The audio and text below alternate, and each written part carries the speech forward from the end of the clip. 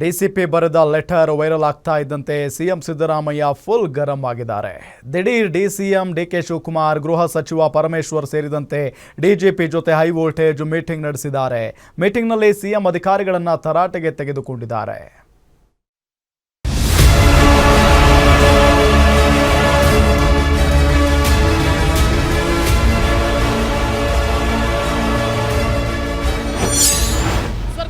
ಸಂಕಷ್ಟ ತರುತ್ತಾ ವಿಧಾನಸೌಧದ ಡಿಸಿಪಿ ಪತ್ರ, ಬಿಜೆಪಿಯಿಂದ ಹೋರಾಟ, ಅಲರ್ಟ್ ಆದ ಸಿಎಂ ಸಿದ್ದು.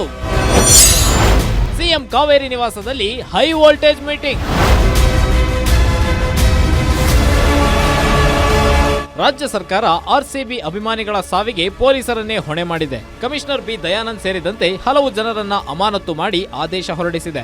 ಇದರ ನಡುವೆ ವಿಧಾನಸೌಧ ಡಿಸಿಪಿ ಕರಿಬಸವನಗೌಡ ಆರ್ಸಿಬಿ ಕಾರ್ಯಕ್ರಮ ತಿರಸ್ಕರಿಸಿ ಹೊರಡಿಸಿದ ಪತ್ರ ಸರ್ಕಾರಕ್ಕೆ ಸಂಕಷ್ಟ ತಂದಿದೆ. ರಾಜ್ಯಾದ್ಯಂತ ಡಿಸಿಪಿ ಬರೆದ ಪತ್ರ ವೈರಲ್ ಆಗ್ತಿದ್ದಂತೆ ಬಿಜೆಪಿ ರಾಜ್ಯ ಸರ್ಕಾರದ ವಿರುದ್ಧ ಹೋರಾಟ ನಡೆಸಿ ಆಕ್ರೋಶ ಹೊರಹಾಕಿತ್ತು. ಕೂಡಲೇ ಸರ್ಕಾರ ರಾಜೀನಾಮೆ ನೀಡಬೇಕು ಎಂದು ಬಿಜೆಪಿ ಪಟ್ಟು ಹಿಡಿದ ಬೆನ್ನಲ್ಲೇ CM Siddaramaiah high voltage meeting ನಡೆಸಿದ್ದಾರೆ. ಡಿಸಿಎಂ ಡಿಕೆಶಿ, ಗೃಹ ಸಚಿವ ಜಿ ಪರಮೇಶ್ವರ್, ಸರ್ಕಾರದ ಮುಖ್ಯ ಕಾರ್ಯದರ್ಶಿ ಶಾಲಿನಿ ರಜನೀಶ್, ರಾಜ್ಯ ಎಡಿಜಿಪಿ ಸಲೀಂ ಅಹಮದ್ ಹಾಗೂ ಸಿಬ್ಬಂದಿ ಮತ್ತು ಆಡಳಿತ ಇಲಾಖೆಯ ಕಾರ್ಯದರ್ಶಿ ಸತ್ಯವತಿ ಅವರ ಜೊತೆಗೆ ಸಭೆ ನಡೆಸಿದ್ದಾರೆ.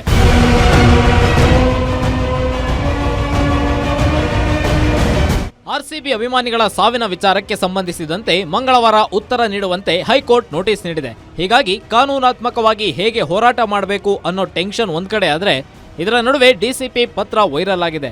ಸಿಬ್ಬಂದಿ ಮತ್ತು ಆಡಳಿತ ಸುಧಾರಣೆ ಇಲಾಖೆಗೆ ಡಿಸಿಪಿ ಬರೆದ ಪತ್ರ ಸೋರಿಕೆಯಾಗಿರೋ ಬಗ್ಗೆ ಸಿಎಂ ಸಿದ್ದರಾಮಯ್ಯ ಅಧಿಕಾರಿಗಳ ಮುಂದೆ ಗರಂ ಆಗಿದ್ದಾರೆ. ಕಾರ್ಯಕ್ರಮದ ಬಗ್ಗೆ ನಿರ್ಲಕ್ಷ್ಯ ವಹಿಸಿದ್ದಕ್ಕೆ ಡಿಪಿಆರ್ ಸೆಕ್ರೆಟರಿ ಸತ್ಯವತಿಗೆ ಸಿಎಂ ಕ್ಲಾಸ್ ತೆಗೆದುಕೊಂಡಿದ್ದಾರೆ. ಈ ಬಗ್ಗೆ ಡಿಸಿಎಂ ಡಿಕೆ ಶಿವಕುಮಾರ್ ಪ್ರತಿಕ್ರಿಯೆ ನೀಡಿದ್ದು, ನಾವು ಸ್ವಾಭಾವಿಕವಾಗಿ ಸಭೆ ಮಾಡ್ತೇವೆ, ಕಾರ್ಯಕ್ರಮ ಏನಿರುತ್ತೆ ಅದನ್ನ ಚರ್ಚೆ ಮಾಡ್ತೇವೆ ಎನ್ನುವ ಮೂಲಕ ರಹಸ್ಯ ಸಭೆಯ ಗುಟ್ಟು ಮುಚ್ಚಿಟ್ರು.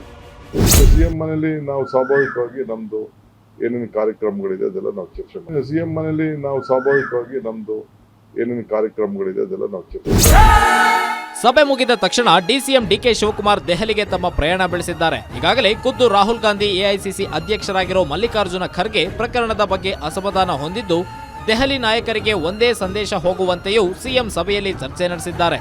ಇತ್ತ ಮೇಲ್ನೋಟಕ್ಕೆ ತಮ್ಮ ತಪ್ಪು ಮುಚ್ಚಿಕೊಳ್ಳೋಕೆ ಅಧಿಕಾರಿಗಳನ್ನ ಬಲಿ ಕೊಟ್ಟಿದ್ದಾರೆ ಅನ್ನೋದು ಬಿಜೆಪಿಯ ಆರೋಪ. ಈ ಆರೋಪದಿಂದ ತಪ್ಪಿಸಿಕೊಳ್ಳೋಕೆ ಕಾರ್ಯಕ್ರಮದ ನಿರ್ಲಕ್ಷ್ಯ ವಹಿಸಿರೋ ಸತ್ಯವತಿ ಅವರನ್ನ ಅಮಾನತು ಮಾಡದೆ ರಕ್ಷಣೆಗೆ ನಿಲ್ಲುತ್ತಾ ಅಮಾಯಕ ಜೀವಗಳ ಸಾವಿಗೆ ಕಾರಣವಾದ ಸತ್ಯವತಿಗೆ ಗೇಟ್ ಪಾಸ್ ಕೊಡುತ್ತಾ ಎನ್ನುವ ಕುತೂಹಲ ಮೂಡಿರೋದಂತೂ ಸತ್ಯ. Durgesh Naik, political bureau, guarantee news.